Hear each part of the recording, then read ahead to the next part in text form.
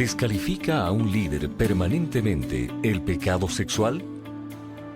Bueno, otra vez, yo creo que tenemos que decir que muchas de estas preguntas no son tan simples como parece, porque, para comenzar, la pregunta no me especifica qué tipo de pecado sexual, no especifica qué tipo de líder, tampoco me especifica en qué momento de la vida del líder esto ocurrió, y tampoco especifica si esto es un pecado conocido, recurrente, esto es algo completamente ajeno a la vida del líder y muy accidentalmente ocurrió algo que quizá pudiera tener otra connotación.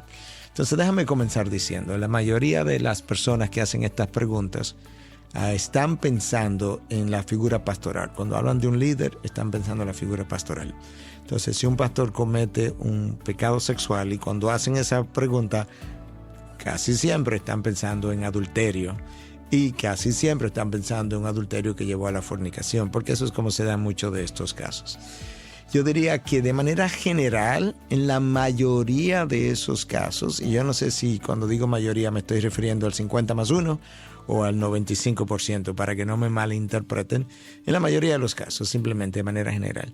Yo creo que ese es el caso, porque la mayoría de las personas que caen sexualmente con fornicación durante su pastorado son personas que vienen luchando con problemas de carácter, con problemas de dominio propio, con problemas de lujuria por mucho tiempo. Son personas que incluso cuando se hacen las historias, muchas veces tuvieron noviazgos múltiples, otras veces cuando se revisa la historia, son personas que han tenido problemas con pornografía, son personas que han tenido problemas con sus ojos, donde la misma esposa le ha estado llamando la atención, porque sus ojos frecuentemente se van hacia el sexo femenino. Entonces, en la mayoría de esos casos, definitivamente que lo descalifica, porque su carácter ha estado deformado por mucho tiempo. Por otro lado, muchos de estos casos representan, cuando son descubiertos, representan adulterios repetitivos y recurrentes, y por tanto estoy poniendo esos casos bajo la misma sombrilla. Luego, entonces, quisiera hacer algunas anotaciones puntuales. Cuando hablamos de pecado sexual, ¿nos estamos refiriendo a fornicación? ¿Nos estamos refiriendo a pornografía, por ejemplo? Yo creo que esas dos cosas no son las mismas cosas. Tendríamos que separarlo y deben ser tratadas de manera diferente. Cuando hablamos de pecado sexual o de adulterio, ¿estamos hablando de fornicación o estamos hablando de alguien que tuvo una relación sentimental con palabras y que no pasó de ahí? Eso hay que tratarlo de manera diferente. También estamos hablando nosotros de alguien que cometió un pecado sexual antes de casarse o después de casarse, porque estamos hablando de antes de casarse.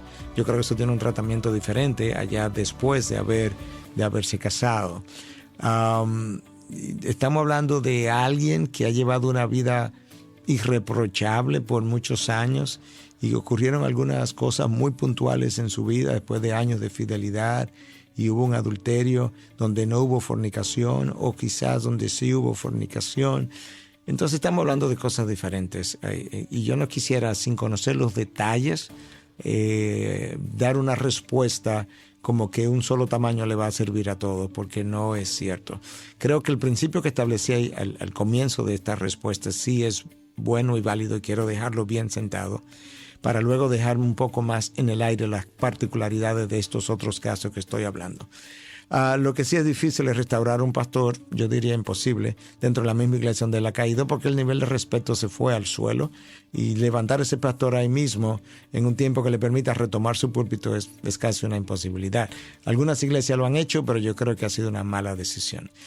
Si eso va a ocurrir, yo creo que el pastor debe salir a otra iglesia, ser restaurado en otra iglesia, ser sanado y después de un largo tiempo esa otra iglesia y con el consejo de varios pastores decidir en qué caso es que estamos. Estamos en un caso donde el pastor ha sido descalificado permanentemente por el tipo de adulterio que ocurrió y cómo y la forma, o estamos frente a un caso donde realmente el pecado sexual fue de tal naturaleza que no necesariamente. ¿Estamos frente a un caso escandaloso en la congregación o estamos frente a un caso que incluso nadie sabe en lo más mínimo que esto ha ocurrido? Esos casos yo lo voy a dejar para que el cuerpo pastoral lidie con esos casos de manera individual bajo estos principios que dejé establecidos.